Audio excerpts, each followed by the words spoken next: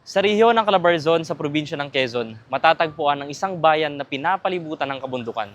Ngunit sa kabila ng parang hawlang mga bundok na nakapalibot sa lugar, matatagpuan sa gitna nito ang isang masaganang bayan.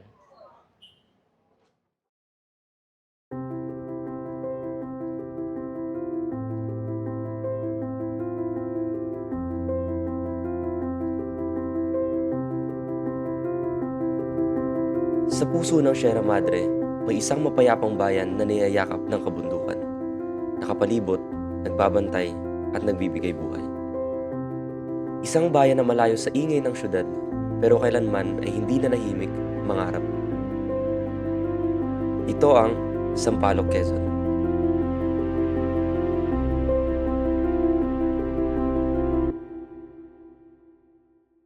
Isang 132 kilometrong layo mula sa Maynila at nasa 77 metrong taas mula sa karagatan, makikita ang isang pamayanan na puno ng biyaya ng kabundukan.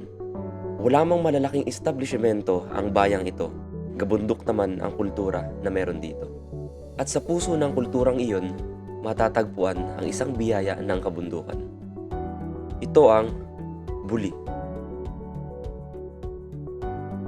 Buri palm tree o mas kilala sa tawag na buli sa Sampaloc, Quezon, ang isa sa pangunahing materyales sa pangkabuhayan ng mga residente dito, lalo na ng mga kababaihan.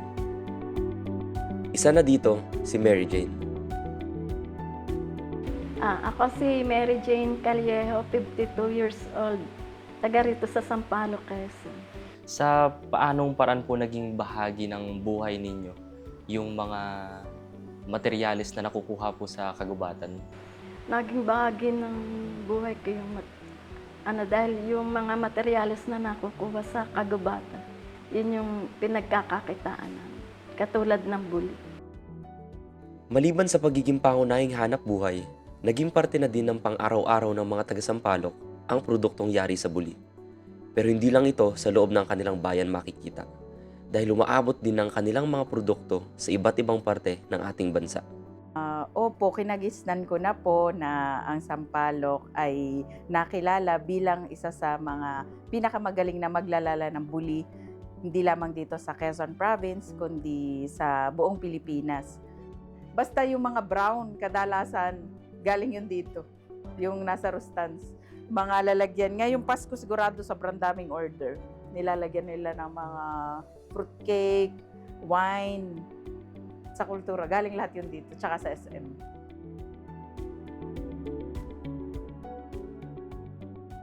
Ngunit, bago ang nagagandahang produkto na pwede nating mabili sa merkado, mahaba-habang proseso ang pinagdadaanan nito. At ang una na dito, ang pagkuha ng buli. Gamit ang mahabang panungkit na gawa sa kawayan, mano-mano itong kinakawit hanggang sa tuluyan nitong malaglag. At pagkatapos, dadalhin ito sa weaving center at doon sisimulan ang proseso hanggang sa paglalala ng mga ito. Yung pag-aak-ak na tinatawag, yung pag-iwahiwalay ng dahon doon. Pag-aak-ak po. O pag-aak. Pagkatapos maak-ak, paglililang naman. Ito naman yung pagtatanggal ng ting-ting mula doon sa dahon ng buli. Paglililang po, yun po yung, kumbaga po yung tinutukoy po ninyong tingting, yung matigas po na parte ng dahon po ng buli. Pagkatapos lilangin, ilalaga na siya. Pagkatapos magparikit ay isa-isang ilalagay ang mga buli sa lagayan na ito hanggang sa mapuno. Isusunod namang ilagay ang tubig at suka at ilalagay ang kawayan at bato upang hindi ito umultaw o umangat. Pero may isa pa silang nilalagay dito. Suka na galing sa niyog. Bakit po nilalagyan ng suka kapag pinapakulan ng Yung suka buli? ay pampaputi ng buli, tsaka pampakunat, para hindi agad siya mabulok. Pagkalaga, papatuyuin ito ng maghapon kapag mainit na mainit. Tapos, pag natuyo na siya, ibabatag sa tubig ng magdamag. Tapos patutuyuin mo ulit.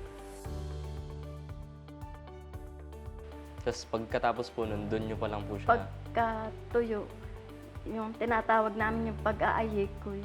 Yung Pag-aayikoy po. pagbibilo ng buli sa daliri. Tapos pagka-aayikoy, hahagodin yung pagtutuwid naman yun. Yun na po yung pinakahuli. Tapos, iikidin mo siya.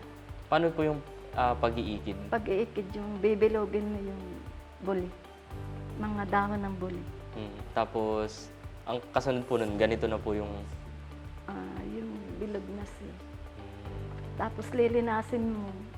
Gagawin mo na kung anong gusto mo, bag, wallet, or sombrero. Yun na po yung actual po.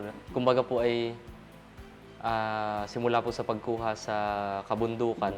Tapos pagdating po dito, yung mga marami pong prosesong gagawin bago nyo po siya tuluyang magawang isang produkto. Sa paglalala po ng buli, ano po yung kadalasan ninyong mga problema o suliranin na nakakaharap?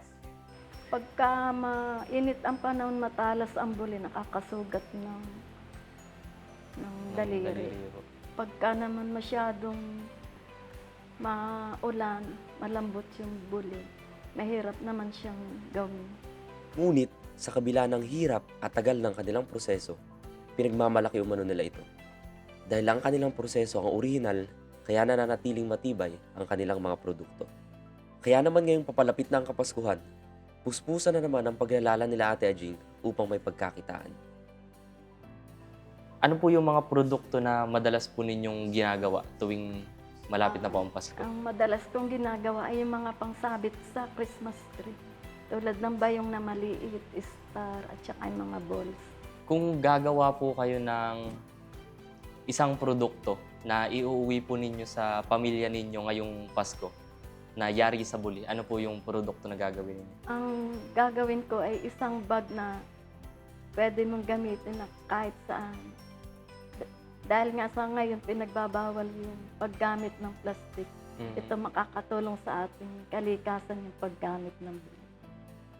Ano po yung, kumbaga po, nararamdaman po ninyo sa sarili ninyo na nakikita ninyo na gumagawa kayo ng mga produkto na galing sa kalikasan o kagubatan? Masaya ako dahil sa halip na lang siya sa kagubatan, naiiano namin sa sarili namin na pwede pala siyang pagkakitaan habang buhay. Malaki ang ginagampanan ng kabundukan na nakapalibot sa Sampaloc, Quezon, lalong-lalo na sa hanap buhay ng mga residente dito. Kaya naman ganun na lang nila ito pahalagahan at protektahan. Ano po ang sa palagay ninyo na magiging epekto sa pangkabuhayan po ninyo, saka sa kultura po ninyo dito sa Sampaloc kapag bigla pong nawala yung mga buli? Malaki ang magiging epekto ng buli sa aming mga kababaihan, lalo lang doon na sa kultura ng Sampaloc. Dahil kami yung kilala sa paglalala ng buli. Ngayon, kung mawawala na yung mga buli sa kagubatan, wala na rin kami pagkakakitaan. Sa bawat hila mula sa puno ng mga buli sa kagubatan, nakasabit ang mga pangarap na hanggang ngayon ay pinagpapaguran. At sa bawat hagod ng kanilang kamay at daliri sa paglalala, makikita ang pawang liwanag ng bituin na sa mga mata lang nila makikita. Isang mayamang materyales para sa isang mayamang kultura. Ganyan ilarawan ang buli dito sa bayan ng Sampaloc sa lalawigan ng Quezon.